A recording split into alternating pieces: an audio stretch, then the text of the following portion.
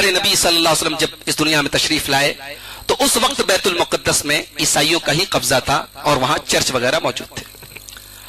अल्लाह के प्यारे नबी ने कयामत की एक निशानी बताई थी कि कयामत की जो निशानियां मेरे सबसे पहले जो नजर आएंगी उसमें से एक निशानी है कि बैतुल मुक़द्दस फतह हो जाएगा। बैतुल मुक़द्दस सन 15 हिजरी में हजरत उमर फारूक के दौर में फतेह हुआ, बगैर लड़ाई लड़े, बगैर जंग किए हुए। हजरत अबू उबैदा इब्न जर्राह ने पूरे बैतुल मुक़द्दस का मुहासरा किया और उनसे कहा कि भाई देखो, या तो सुलह कर लो या फिर हम लड़ेंगे, कत्ल करेंगे तुमको।